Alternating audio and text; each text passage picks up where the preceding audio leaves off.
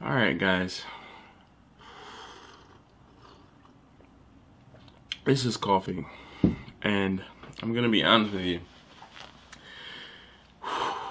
For the rest of the month, I'm gonna answer the rest of the questions that I have. I'm not gonna be able to take any more new questions that I will answer on video. What I will do though is I will reply to your comments in time, and or they can be topics for live streams. So if you have a question, definitely feel free to ask your question down below, and maybe it'll become a live stream topic early for next year. Get ready.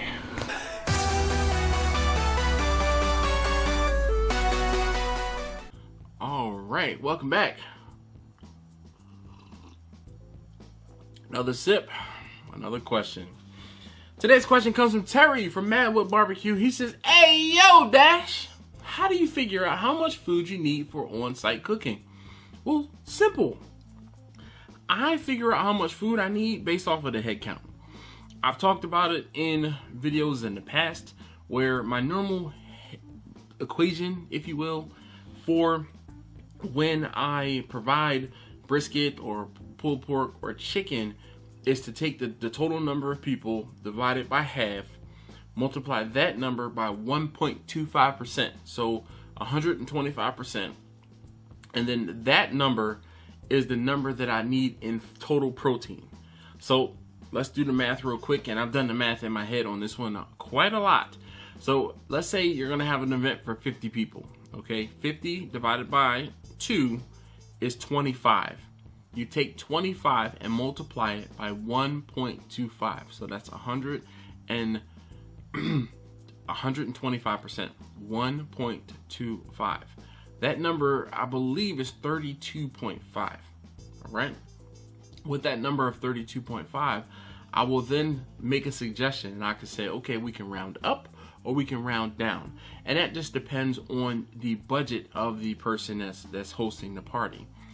So again, with a 32.5, I'll say, all right, well, we can do a minimum of 11 pounds of pork, 11 pounds of beef, and 11 pounds of chicken. That'll give us 33 pounds, and 33 pounds total to be divvied up between the three meats.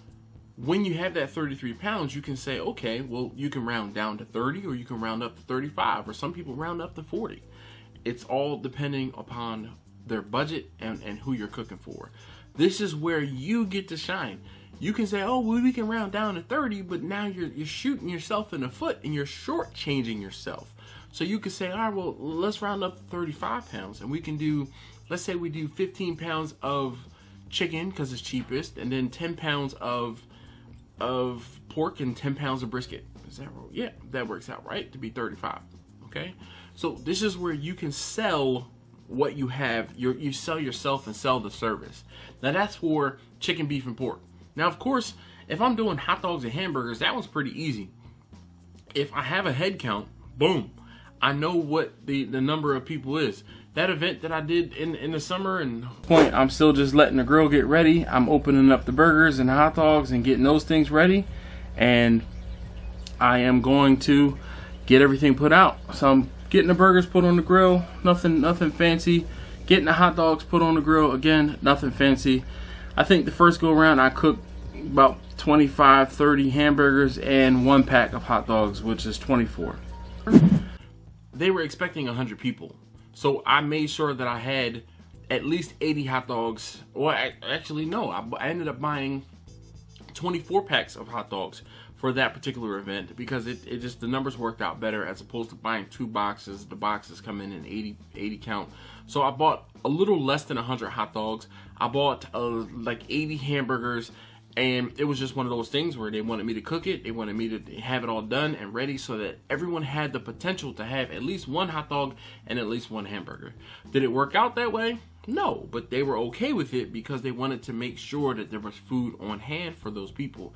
Now, if you're having an event, or the event is going to be like primarily primarily children, I would recommend saying, okay, if we're going to have 100 children, let's make sure we have at least almost double the amount of hot dogs or hamburgers that you need as well as buns. Little kids drop food, they drop buns, they spill stuff. Oh, you know, they need to get another one.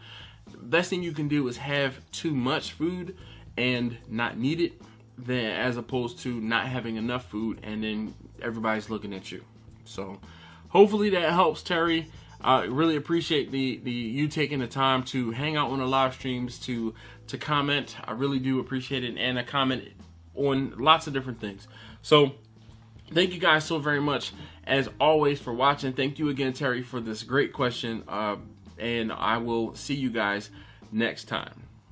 More water, baby.